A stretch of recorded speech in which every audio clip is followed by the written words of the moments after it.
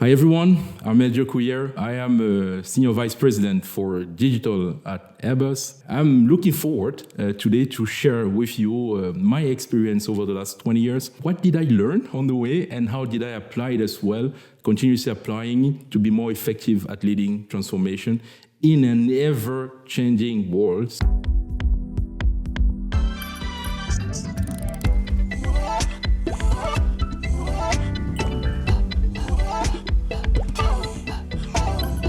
Welcome to our Transformation Stories podcast today here from Munich, and with me today Armel Djeukou. I'm really happy to have you here and talk about your experience as a leader in really complex environments and driving digital transformation, I would say, for the last 20 years, right? Absolutely. Thank you, Felix, for having me here with you. As you said, I've been I spent the last 20 years navigating the intersection of cutting-edge technology, leading global operations, and also exploring human potential in leading teams and big and complex transformation within the aerospace industry. And I'm really looking forward exchanging or sharing some of the goodies and lesson learned with you during this podcast. So tune in and looking forward getting as well your feedbacks, your thoughts, around the elements we'll exchange with Felix today during this podcast. And we want to look at your experience, obviously, from leading in different environments. And when I was looking at your profile as we had our conversation preparing the podcast today, it's really exciting to see what kind of roles you had, and it seems you were always in your roles at the forefront of innovation. So you had the role as head of digital design, manufacturing, services and transformation, which, leads to the role of leading Airbus digital transformation and especially unlocking the power of digital twins. And we spoke about that you were heading the drone program in the past, and you now just changed into a new role as SVP Digital, so the project lead digital products for flight, ground operations and services, which means leverage the ecosystem to enable our business teams across Airbus business units and affiliates to innovate faster and grow digital products and services in the portfolio that to meet your customer needs. So it seems innovation is all about. Absolutely, Felix. Again, thank you for having me here. I'm very, very appreciative of the work that you guys are doing here at IICM. I hope I pronounce it very well. Perfect. You guys have a very powerful purpose, and I said it in the conversation we had up front, Felix, and it resonates a lot with me. So it's about empowering people and organizations to reach their full potential. I don't know how you guys came to that purpose, but that's all about leadership, right? Ever since I was a child, I was fascinated by big systems, complex systems, how things connect, how they move, and more importantly, how they could be improved. So not just running, but really improving them as well for the better. So over time, I realized it wasn't just the systems itself, I was passionate about, more about how to transforming them for better outcomes and doing so with people. And when you say people using their full potentials, pretty much aligned with your purpose here. Leadership became a natural extension of that calling that I had, and the opportunity to drive change, to solve complex problems, and to empower others to do more than they believe they could before. So, and that brings me to my calling or my purpose, the way I see it. It's really creating the space for people to innovate together. And that's what you saw throughout my profile. It's a lot about change, it's a lot about innovation, it's a lot about empowering people, right? So I've spent the last 20 years navigating the intersection of cutting-edge technology, global operations, and human potential in the aerospace industry. So thank you. And when we look at our podcast today, we thought we go into, you could say, different sections there. So first, starting off with what brought you into the space of transformation in the first place, and perhaps we can kick off with that. And then after that, looking at the team aspect, as you say, it's about the human potential.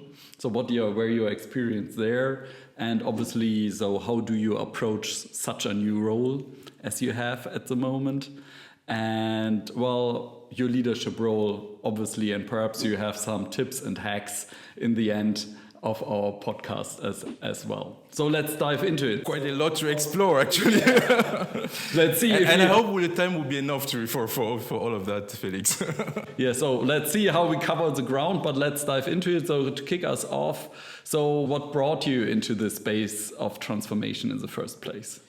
Well, actually, this is what I said before. It's really driving or transforming complex systems for the better with people, right? That brought me where I am. And transformation, as you know, is not something linear or easy as well to manage. So back in 2009, in fact, yes, when I was asked to take the lead of the first team, at Airbus, I mean, you said it before, that's where I spent, the majority of my career. It was a multidisciplinary team, and I was coming from within the team. And the team was developing a lot of complex parts of airplanes, right? Airplanes and so on. So traditionally in that industry, we used to promote experts to leadership positions, right? And me, at that time, being so young, and not yet that experience, brought up a lot of questions, about my ability to lead that team, and not just managing it, but also transforming it, because we had a lot on the plate. Well, the team, they knew me. They knew where I was coming from, right? So they knew what I could and what I couldn't. So there was no point of pretending otherwise. So we've been pretty transparent on it, and looking at how can we distribute more or less the accountabilities among ourselves, them being experienced, focusing on the very much technical stuff, me being less experienced, focusing on making sure we are doing the right things and creating that environment and the conditions for them to do the work very well.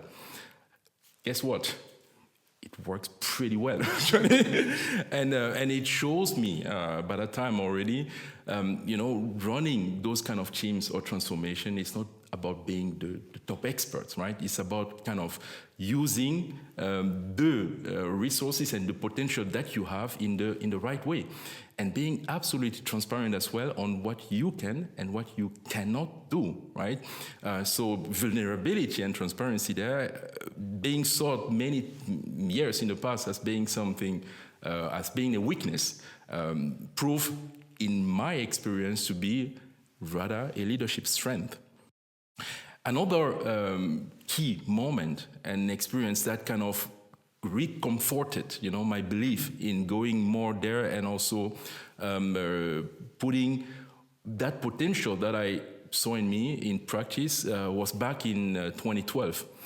I was assigned a mentor by that time that helped me a lot shaping my approach to leading people, but also leading transformation. In my numerous exchanges with her, it was a lady, one thing was always sure. Whenever she asked me something like, what do you think about that point? I was sure that the following question that will come would be, how do you feel, or what do you feel about it? So far, feeling for me had nothing to do, in working environment or in leading. But she kept reminding me that notion of looking at leadership just from a one-side view, from a one-dimensional view, which is, in this case, the analytical side of it, right? Which we call the mind. It's absolutely limiting and not appropriate to the environment where we are operating into. She saw leadership, and I got to learn it on the way as well, as being something deeply personal, not disconnecting it from yourself personal and deeply human as well, right? So it is more than just the mind, than just the brain, than just the analytical side of it. As a leader and human being, you have a heart, you have a soul, you have a body, but why would we think, that when we'll be leading people who also have a heart, a soul, anybody will just come and meet them with the brain? That's so short-sighted, right? And then I learned over time to define what is that soul of leadership, what is that heart of leadership, and what is that mind of leadership. And that drove me, and that passionated me. I mean, leading transformation, as you said before, that is a very deeply human experience. You will need those three aspects, and bringing the three together, and I feel comfortable bringing them to the table, and it's been proven very, very powerful in all the transformation, in all the projects I've been leading over the past years. And seeing people being their true self and using their full potential, is something that gives me energy. And I think, as you just said, the metaphor to think in, the head, the heart, and often, conceptual-wise, it's a hand, so what to do concretely. Absolutely. I guess that's really nice reflecting what you said. And if you look at studies and also the quite prominent work of Simon Sinek or Rich Devine, looking at high-performance teams, they also said it's really about this role of leadership to create the environment and the space people can be vulnerable and show their experience and also show their weakness. Absolutely. So only if you know the strengths of your team or the weakness of your teammates, then you can adjust to a situation, because you know whom to stabilize, you know who can go in the lead, and to orchestrate that being a role of the leader. And just to continue what you said, because I said also for our audience is a really, really important point. I mean, we working with a lot of engineering companies as well in different sectors like automotive industry, etc. It's always a struggle, I would say, for many people to go into this multidimensional aspect, not only thinking rationally, analytically, and saying, okay, that's the only perspective we have. It's only numbers and parts of an aeroplane, but the game, especially from a leadership side, it's much broader. So perhaps what were your main tools to make that broader, the discussion broader for you and your team? Do you have something you can share here where you say, okay, that was important to shift also to these different dimensions of emotions, etc.? When it's only about being rational, about making decisions based on facts and concepts, it's maybe not fair to say that everyone can do it, mm-hmm. right? And when it's come now to working in a context where a lot is not data, a lot is not concrete, it's not touchable. Yeah. Then you need other elements to lead teams or to bring them in one direction in a way where you want to go, right? Yeah. So coming back to as you referred to it, those elements, those dimensions. So how do I unlock them? So the first thing being, as I said, the soul of a leader itself, but also of a team. You need to be clear on the why and how of what you guys are doing here together, right? So, and it needs to be something not just about making money or about having, success, or it needs to be connected with the greater good, mm-hmm. right? And that's absolutely fundamental to align with the team. What is that strong purpose that we have together as a team, and how do we want to live that purpose? What are the values that are connected with them as well? It gives already a certain level of compass to the people when there are decisions that need to be taken, or when we are confronted with difficult situations.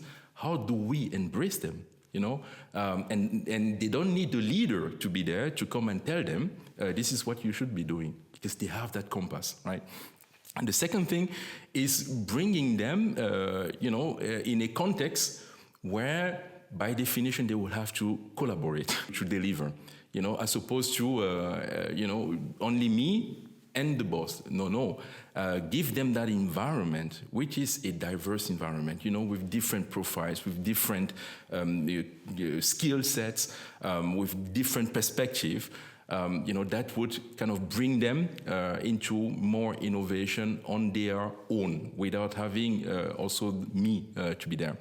And the last thing is giving them the psychological safety they will need to be able to be their true self, and that requires empathy, showing them that they are valued, that the work that they do is right.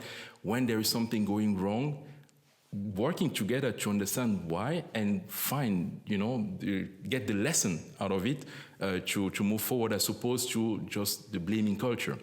So all those aspects, which include, again, the soul, the mind and the context connected with the psychological safety which is needed, is paramount importance if we want people to not just look at work and also leadership in a one-dimensional way. By the way, here in what I've said, it's a lot about the team, the people, and the leader enabling it. But what we tend to usually underestimate is the effort that it requires from the leaders themselves to be able to live up to it as well. Because, you cannot lead someone from a heart or from a soul standpoint if you don't live to it as well, if you don't expose yourself to all of it, which is not something easy to do, that you get to learn as well over time. You just covered already, so some aspects how to build a team, and we were speaking about high performance, but covering as the point you are now again building a team for your new role or for the new task in the context of transformation. So what are the things you're looking at when building a team? What's important? It's fair to say that I've done a lot of mistakes in the past, like many of us, leading those kind of transformations. At the beginning, you usually think bringing the top experts together, the high potentials, they would make a transformation successful because they are very creative, they bring all what it needs to define what you want to deploy ultimately. But just experts, in such a transformation team is a recipe for failure. And I had it in many transformations, and I had to learn it the hard way and adapt it on the go. You need for such teams, and that's what I do now, and that's what I did in the past. For sure, experts. I would say maximum 20% of the team should be the experts. You will need visionaries, people who are able to think conceptually, to define what you want to do there. But you also need people who bring structure, in the teams as well. Bold challengers who will challenge what you guys are kind of putting together, and also empathetic connectors, because a transformation needs connection. It is also important to select people based on their learning potential, because those transformations, the type that I led in the past, they span over many years, and throughout the transformation, there are changes happening out there in the technologies that you want to deploy, but also the complete environment. So adaptability is absolutely important in such teams, combined with chemistry as well. So the teams, they need to be able to work together. One thing that I underestimated as well, bringing such a diverse teams, with different profiles, different background, different personalities in those transformations, brings as well a lot of tension, in the team. And you need to be, every one of them, but also you as leader, you need to feel comfortable with a certain status of productive conflicts. Not putting it aside, but really addressing it proactively to let the team, to lead the team forward. Not addressing it can drive the team to in a place where you don't want it to be, right? So just to hang in there for a bit, because I think it's a really interesting aspect. So you just to rephrase, so you say like the expert role, it's like a quarter of the team, yes. to say, so yes. the deep experts. Yes. The others are different aspects that are really important, like you said, building connections, etc. To have this kind of learning and adaptability in Absolutely. a team. And as you just said, tension by design. Yes.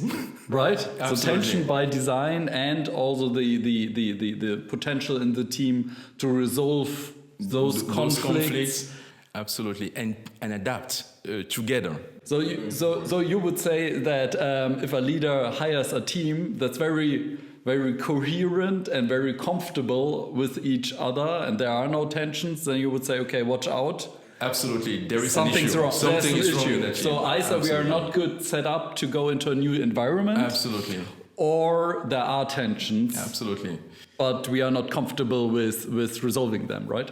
You need to have the possibility or the opportunity for every topic to pop up, to move towards on the surface.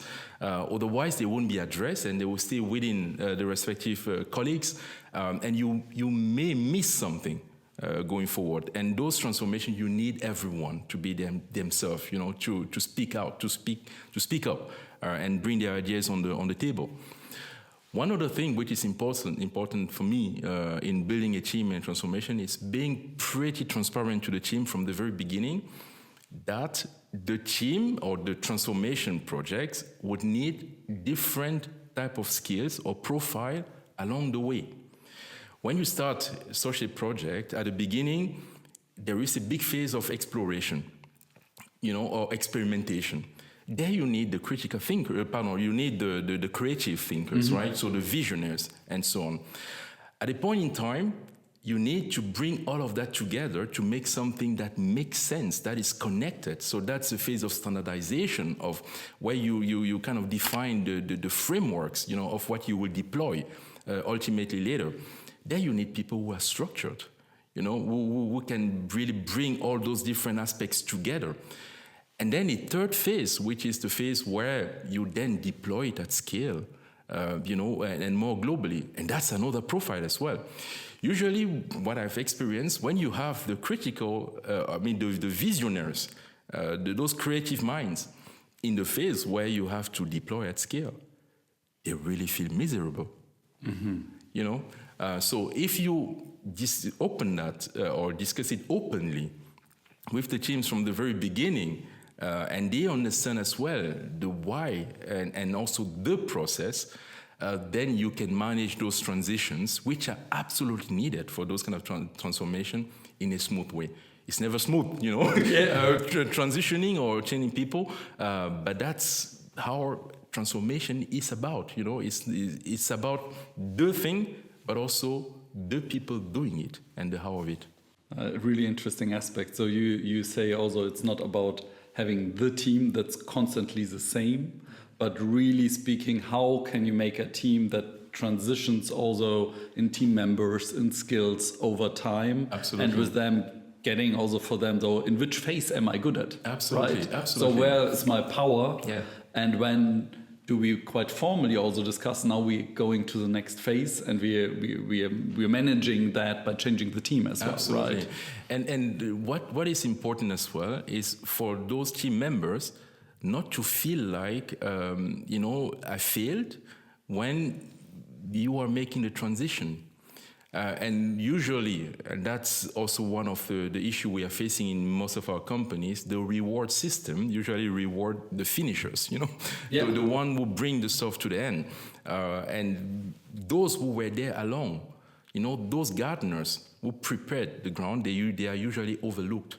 And that's also something very important in those kind of transformation. How to design a system around it that reward everyone along the way. And I guess it's a very smooth transition again to our next topic, when we covered now very much the team aspect, and but when you as a leader approach this new role or this new task you have. So what are the things you're focusing on to start basically running? So what would be your system to kick off a new transformation initiative? Okay, so more widely in the beyond the team level. Yeah. Major transformation, as you know, Felix, are usually embedded in an ecosystem or in a big organization with direct or indirect impact to the success or failure of that transformation itself. What I usually look for are 5 things that I also kind of learn, through, I would say, successes, but also through failures, right, on the way, which kind of help me now going forward. The first thing is sponsorship. You need to make sure that the transformation you start or the team you start is supported from the top. What we usually do in the transformation that I lead is having be the CEO or the executive committee members being sponsors of those transformations and educate them as well so that they can speak the language of what you are doing there, what you want to achieve, exactly. And they could speak about it and being visible and intentional with it as well. It kind of bring people along. Sponsorship is not just them supporting it, it's also giving you the means to do it, the financial means. Leading a transformation and you don't have what it takes to deploy what you have to deploy, to develop it and go at scale. And if you would only have to rely to the whole system, there are aspects or areas where it's important to. I will come back to that later. But from a financial standpoint, I would always recommend when you have a big transformation, make sure that the financial means is kind of centralized and with the project teams. Yeah. So sponsorship is the first thing. The second aspect is having a separate team leading that transformation. So, and separate, not in the sense of creating a big organization somewhere. No, it has to be slim, very slim enough and small core team, so that they cannot develop something or deploy something without the help. The rest of the organization. Exactly. So very, very important. Otherwise, they will self-nourish themselves, they will develop something, and then the adoption of it and will be really hard. Will be absolutely hard. Which brings me to the third point, which is the shared ownership of the transformation by the respective areas where the transformation would be ultimately deployed. They would have, and I would always ask for resources from people from those respective organizations to be part of the transformation. So they're vested in the transformation. Exactly. They need to have a skin in the game. Yeah. If they don't provide you resources, don't get started, because it means they won't believe in it and they will not deploy it, right? So very important. So slim team and shared ownership across the board. The fourth point, which we sometimes believe it's not so crucial in such changing environments like we are today, is process. Okay. We need to be systematic in the way we run transformations. So having a strong framework, that you apply, and that you can explain to everyone. They need to know at any point in time, what is it that you are doing? Where are you in your transformation, in the process of doing so? We've been applying a lot of scale agile methodology. It's sometimes taken like agile means you can adapt at any point in time. No, there is disciplines which is needed out there as well. And that disciplines for sure can allow adaptation, but that adaptation needs to be also made transparent to everyone at any point in time. Otherwise, you will lose trust of the system. Yeah. If it's felt like it's a black box, they won't believe in what you do. And last but not least, it needs to be seen and visible what you do at any point in time. Let other people speak about the transformation, not only you speaking about it. but also let your people speak about them. They need to feel valued as well, and the work that they are doing being respected and also supported by the whole organization. We'll come back to that at a point in time, and that was one of the points we discussed, Felix, during our previous sessions. It's also how to show progress in those kind of transformation. That's part of showing visibility as well, right? So you need to have a proper dashboard that everyone can always refer to. This is where I'm headed, and this is where I am today. So those 5 aspects, right? So sponsorship, a slim team, shared ownership, being systematic in the way we do, and being visible or seen what you are doing. If the 5 elements, or at least one of them is not there, fix it before you go. Before you go, or enable it in the beginning. Do you have like some stories where you say, okay, this worked really well, so that was really for you a best practice in getting started in such a project that you might share? Yes, Felix. Currently, as an example, in the current project that I took over, I was supposed to start already to get started from the very beginning of last month. But what I realized is that we were not completely aligned behind that, and there were still a lot of discussions around the mandate itself. So I kind of paused everything and had started having discussion with all stakeholders. When I say stakeholders, it's not just the people who will be driving the transformation, but also people who will be impacted globally. So the whole ecosystem, to make sure that we have an aligned problem statement, and that would be sponsored, would be supported by everyone. And with that, I'm postponing the start of the project by minimum 3 months, but that's worth it, because if I would just go from the very beginning without that support, I don't know where we will land later on, right? And that's what I used to do as well over the last project. So that's starting when the stuff are, the conditions are right. And when I mean conditions, I'm talking about all those 5 aspects that we discussed before. Okay, so it's clear for everybody, and also have these discussions: is everybody vested? Are we working towards the same goal, etc.? Correct. And don't fall into the trap of saying that one is not aligned with it, I just start and then it will come on later.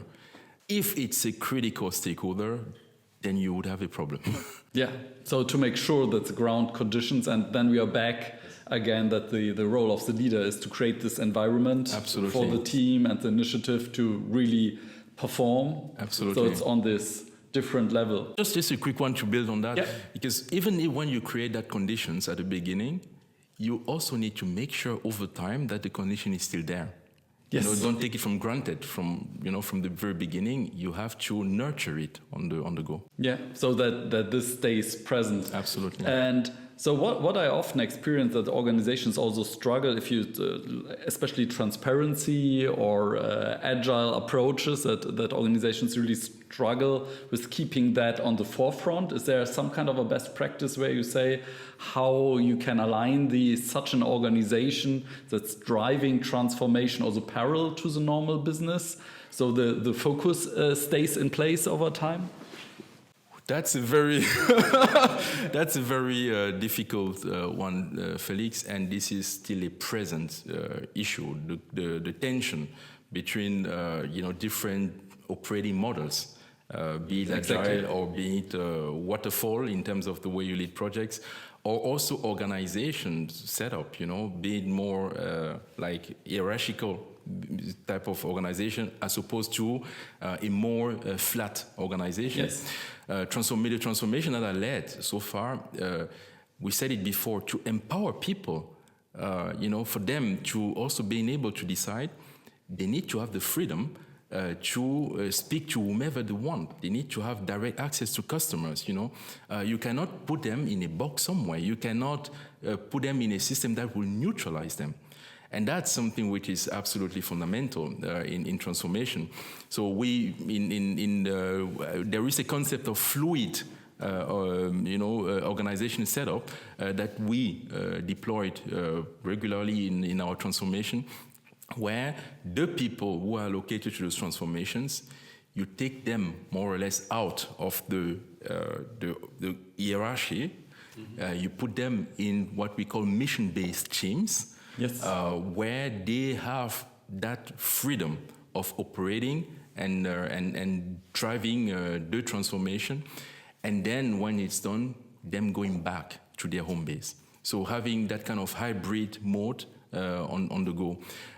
Usually it brings as well challenges with, if you are out of the system, how do we continue managing your development, your reward system, and so on and so forth? And those are topics that we haven't fully cracked yet, but that's worth exploring. And the world is a world which will no longer be that simple as we used to have it in a hierarchical way. It would have to adapt. So still, even our organizational principles, they have to evolve, right? Yeah, and I guess that's what you're describing, this changeability yes. on a structural level. And as you said before, you need different people for different phases in such a transformation initiative. So this is also obviously the adaptability of the system to give you people, but then take them back as well. And how can you manage? Recognize the learning that they've done when and they bring went back. out and bring it back. Exactly. Because it is becoming part of their assets. Exactly. And that need reward and recognition as well. Yeah, and this kind of learning on a I always say the metaphor of an organization as a body or brain or an organism is very powerful. Absolutely. And obviously if the people connect along such an approach, it's like building new neural structures. Right, exactly. Right. And with that you have a broader capability because people know each other. There's emotion. There's also relationships are built, and then the organization as such can adapt faster to different challenges. Coming to like this brain metaphor, it's perhaps also a good handover to another question, because everybody today talks about AI, so artificial intelligence, and what does that do to transformation and probably also such projects. So what would you say from your perspective is the major impact on an organizational level, but also project level that you see today? Absolutely, Felix.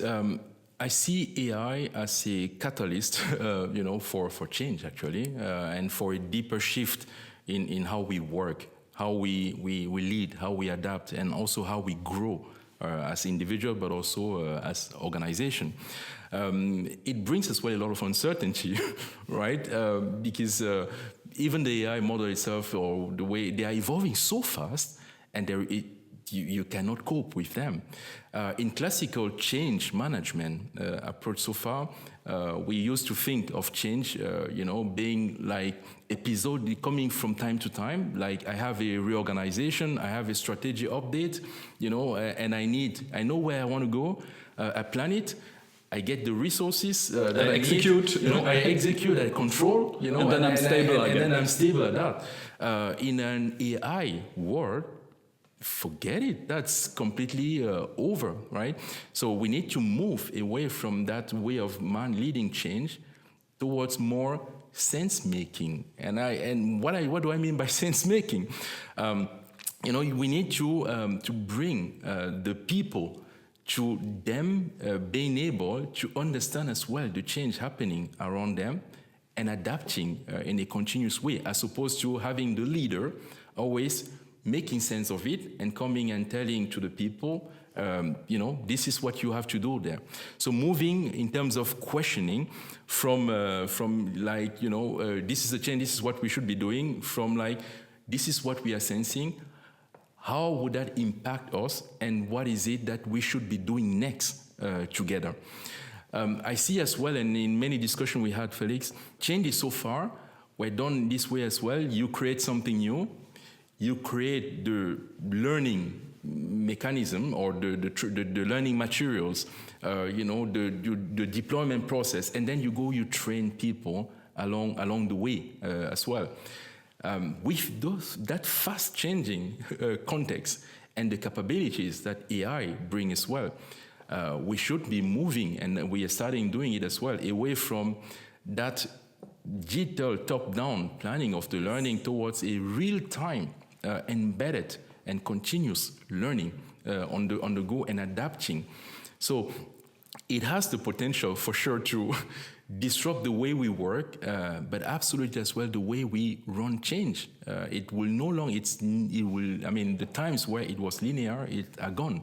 Yes. Everyone is becoming a change agent, more or less. And needs to be, and that's also what we in our studies on robust leadership, so leading in these times of uncertainty, what we saw there, that one of the, you could say, the major tensions for leaders is strategy versus culture. Yes. So in the classical way, it was often thought as being separate. Correct. So you have a strategy, you develop it in a small team, and then you have a strategy execution going top down. Absolutely. And then comes the next strategy.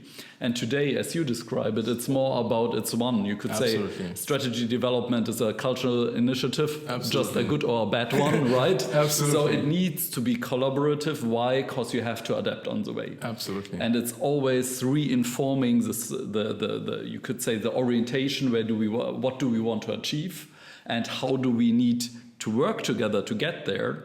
And if the speed and the dynamics and the environment and the technology are very, very high, you need to have this, you could say, on a double learning level. Yes, you need to have this capability. How can we do this together? Because otherwise you're slower than the changes in the environment. Absolutely. Much slower, and then you're not able to adapt. Absolutely. And that's what AI brings, that speed of change, and if you cannot adapt faster to those changes, you are kind of being left aside. Yeah, and then you're not proactive, but reactive, and then you're behind the wave. I always Absolutely. take this metaphor of surfing. Absolutely. Being in front of the wave and surfing it, or being behind it or having it crashing on you. So where are you? And that's, how good are you in paddling, Absolutely. so to speak. Let's shift. We want to also talk about your experience as a leader, and what's important for you to be resilient as a leader, and to really take your role as a leader to be also performant, obviously, in this kind of fast-changing environments. For me, clearly, a lot of what we've just spoke about is absolutely important to be in place. But as a leader myself, self-reflection plays an absolutely key role. To be able to live up to the challenges that I'm facing, in leading difficult and high complex transformation. Self-reflection has been seen in the past as being, like a nice to have. For me, it's no longer a luxury. It is a leadership discipline that every leader needs to have now. So it's how you stay aligned, it's how you remain grounded and intentional as well in the face of complexity and pressure. So in transformation, Felix, you are working with a lot of clients out there. Things rarely go exactly the way you plan it, right? So there are competing priorities from time to time. There are a lot of emotional reactions. We said before, transformation are deeply humans, so it's not just analytics. And there are also a lot of political dynamics. In big corporates like the one I'm operating it. So if I don't pause from time to time to reflect, I risk, and you said it before, moving into a space where I'm just reacting as opposed to me leading the way. So I've built a lot of habits around regularly asking myself, questions like, am I acting from purpose or from fear, or from pressure as well? Keep reminding myself, asking myself that question. Or for example, did I really listen today, or was I completely away and just trying to push forward my agenda? In conversation, when I have conversation or when I make decisions, I reflect as well on them, not to judge myself, but to learn and adapt on the decision that I've been making. So in those fast-moving environment, I think reflection becomes a kind of form of agility that you also need to have. And to also be honest with you, Felix, it reminds me that transformation is not just about changing systems, right? It's also about evolving ourselves too. So it makes you being human as well. And perhaps to keep on that, and I remember our conversations, and what I always found when talking to you, quite prominent that you were really clear with your individual purpose as well. And perhaps you can elaborate on that one again. Yeah, absolutely. Well, as I said at the beginning, and what brought me into leadership and what drives me as well is effectively creating the space for people to innovate together. Whenever I realize I'm no longer doing it, I also feel it. I'm not feeling well. That's not the place to be, or maybe there is something that I need to change, right? And that change, it could also mean changing role because it's no longer the phase. That phase is no longer appropriate for you, or changing something in the system as well. Am I giving that space to the people, or am I taking that space for my own personal agenda? So, and for me, it's pretty, when the two are aligned, am I aligned with that purpose or not? For me, it's a clear point where there is something that needs to happen. Either changing the system or moving as well and letting the space to others whose purpose fits well to the phase where we are in the transformation. And I think this beautiful describes also from a leadership perspective this different perspectives. So the self-reflection, where am I? The team reflection, and then from an organizational perspective, does that align well? Absolutely. So not only do I have the right people on the team fitting the phase, but also where is my strength as a leader? Absolutely. What's my role in the organization? And is it fitting to the purpose and the phase the project is in? And with that being, you could say, more humble. Absolutely. To say, where can I add most to the organization? Which felt difficult because it needs you to put your ego aside. Yes. And that's something that is easily said than done, right? Because when you are leading a big team and you leading it and accepting and recognizing that, I need to move or I need to do something else and leaving it away, it could be usually seen as you failed, or you don't have what it needs to do this. And that was one of the points we discussed many times as well, Felix. That notion of, being able or capable of mastering all skills and spending a lot of energy on developing your weaknesses as opposed to putting more of your energy and your time on putting your strength in actions at the right place when it's needed. I think the way the leadership developments and the leadership theories are kind of heading to, for me, they need a bit of adaptation in the context of those fast-changing environments. You need the people with the right competencies at the right place to be able to cope with that fast-changing environment. You don't have time for people to spend, energy on area where they are not at ease. The wave will be over by the time they will get there. Yeah, and I guess like on an organizational perspective, looking at building up leadership teams or developing leaders in the program, I mean, that's where you have the pressure point, you could Absolutely. say. So if you're good in having the self-reflection and knowing which of the leaders in my company are fit for purpose for certain times in projects, and if the system is built in a way that you can shift positions towards these phases, and also being very open and vulnerable about and say, listen, we bring this guy in now for this phase, or we change now and make a smooth handover, then you have a higher agility, you could say, in the whole system to adapt fast to an environment. And not only in classical long-year business cycles, but in a higher frequency. Absolutely. Where you say, okay, now we have a certain task here, so we we shift, and we are quite open about it, who can bring what off the table. And then we are back at reward systems.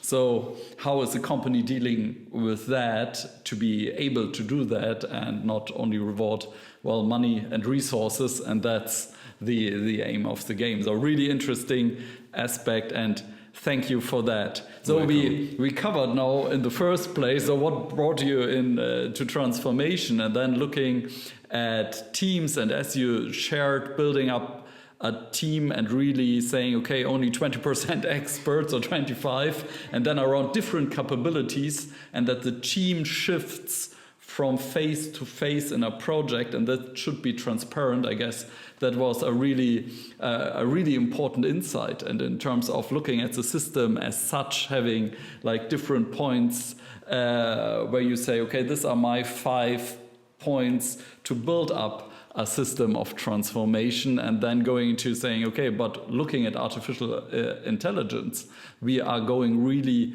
to changeability being one most important capability for an organization, and now looking at being humble and self-reflected as a leader, as a third component there from your experience. So absolutely. Perhaps before finishing, so what are perhaps 1 or 2 personal hacks you would say or recommend to leaders to be a good leader in fast changing environments?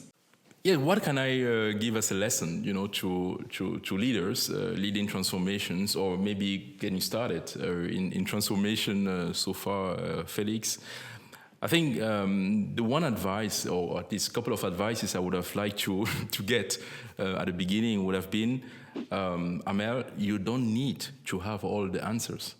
It's also okay to say, I don't know, but we'll find it out together, right? My role, or your role as leaders, is creating that space for the right questions and answers to come out. You don't need to have that answer yourself. The second advice I would love to have is energy that you have is like a currency. Don't invest it arbitrarily, right? So invest it where it creates movement. And that's by multiplicating it with the people around you. And don't spend it, don't waste it trying to please everyone. And it's also okay to be vulnerable, right? As we said at the beginning, what my experience with vulnerability is, it even unlocks courage in others when leaders shows it. So those are the 3 lessons learned, and also advice I would have loved to have from the very beginning. Now, speaking about personal hack, for me, myself, and leadership hack that I constantly remind myself and ask myself every day and every evening, did I hold space today, or did I take the space, people? Why is it so important? That one question helps me staying present with my teams and impactful as well. It reminds me, again, as we said before, that leadership is not about being the smartest person in the room. So you shouldn't take that space for your people, but being there, give them the space for them to express themselves, to express their potential. So am I holding space or taking space? Very nice. And I guess that's a beautiful ending line for podcast today. Armel, thank you so much for being with us today. Thank you for being such a very nice and pleasant host today, Felix. So thank you everybody for listening in to the Transformation Stories podcast. And everybody, please subscribe to the podcast on Spotify, on YouTube, so you can follow our future conversations together. So thank you very much, and until soon.